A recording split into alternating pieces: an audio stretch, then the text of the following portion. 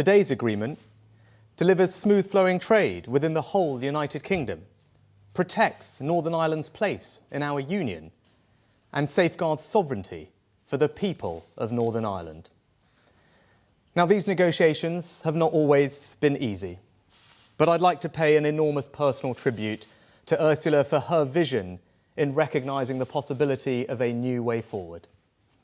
And to my colleagues, the Foreign and Northern Ireland Secretaries, for their steadfast leadership.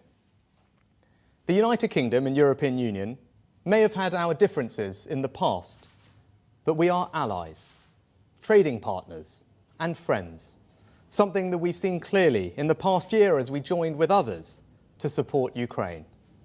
This is the beginning of a new chapter in our relationship. For a quarter of a century, the Belfast Good Friday Agreement has endured because, at its heart, is respect for the aspirations and identity of all communities. Today's agreement is about preserving that delicate balance and charting a new way forward for the people of Northern Ireland. I am standing here today because I believe we have found ways to end the uncertainty and challenge for the people of Northern Ireland. We have taken 3 big steps forward. First, today's agreement delivers the smooth flow of trade within the United Kingdom. Goods destined for Northern Ireland will travel through a new green lane with a separate red lane for goods at risk of moving onto the EU. In the green lane, burdensome customs bureaucracy will be scrapped. It means food retailers like supermarkets, restaurants and wholesalers will no longer need hundreds of certificates for every lorry. And we will end the situation where food made to UK rules could not be sent to and sold in Northern Ireland. This means that if food is available on supermarket shelves in Great Britain, then it will be available on supermarket shelves in Northern Ireland.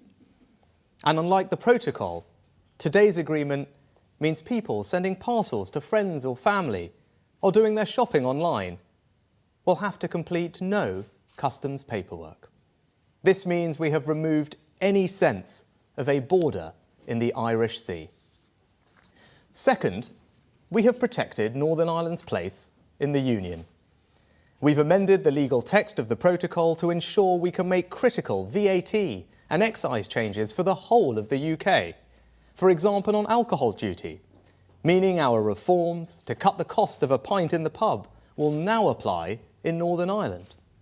The same quintessentially British products like trees, plants and seed potatoes will again be available in Northern Ireland's garden centres. Onerous travels on pet requirements have been removed. And today's agreement also delivers a landmark settlement on medicines. From now on, drugs approved for use by the UK's medicines regulator will be automatically available in every pharmacy and hospital in Northern Ireland. Third, today's agreement safeguards sovereignty for the people of Northern Ireland. The only EU law that applies in Northern Ireland under the framework is the minimum necessary to avoid a hard border with Ireland and allow Northern Irish businesses to continue accessing the EU market. But I know that many people in Northern Ireland are worried about being subject to changes in EU goods laws. To address that, today's agreement introduces a new Stormont break. Many had called for Stormont to have a say over these laws. But the Stormont break goes further and means that Stormont can in fact stop them from applying in Northern Ireland. This will establish a clear process through which the democratically elected Assembly can pull an emergency brake for changes to EU goods rules that would have significant and lasting effects on everyday lives. If the brake is pulled, the UK government will have a veto. This gives the institutions of the Good Friday Agreement in Northern Ireland a powerful new safeguard based on cross-community consent. I believe the Windsor Framework marks a turning point for the people of Northern Ireland. It fixes the practical problems they face. It preserves the balance of the Belfast Good Friday Agreement. Now, of course, parties will want to consider the agreement in detail, a process that will need time and care. Today's agreement is written in the language of laws and treaties. But really, it's about much more than that.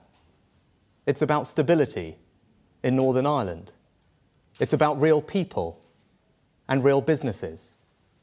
It's about showing that our union, that has lasted for centuries, can and will endure. And it's about breaking down the barriers between us, setting aside the arguments that for too long have divided us, and remembering that fellow feeling that defines us, this family of nations, this united kingdom.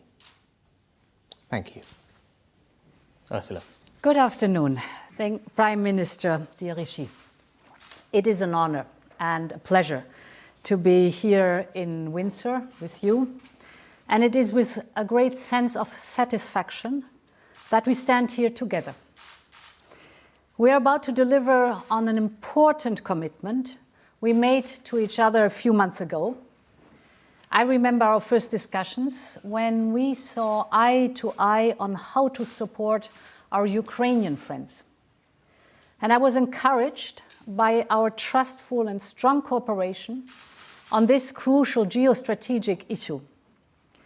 But I also remember how the two of us were honest with each other about the difficulties in our bilateral relationship. And it was vital to put that on the right footing too.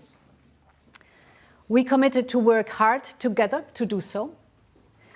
We knew that for us to be able to make the most of the potential of our partnership, solutions were needed for the issues around the protocol on Ireland and Northern Ireland. We knew it was not going to be easy. We knew we needed to listen to each other's concerns very carefully. Above all, we had to listen to the concerns of the people of Northern Ireland. We knew we had to work hard with clear minds and determination, but we also both knew, dear Rishi, that we could do it because we were both genuinely committed to find a practical solution for people and for all communities in Northern Ireland. Today, we can take pride in the fact that we have delivered on that commitment. Because today we have reached an agreement in principle on the Windsor Framework. The Windsor Framework lays down new arrangements on Ireland and Northern Ireland. This new framework will allow us to begin a new chapter. It provides for long-lasting solutions that both of us are confident will work for all people and businesses in Northern Ireland. Solutions that respond directly to the concerns they have raised.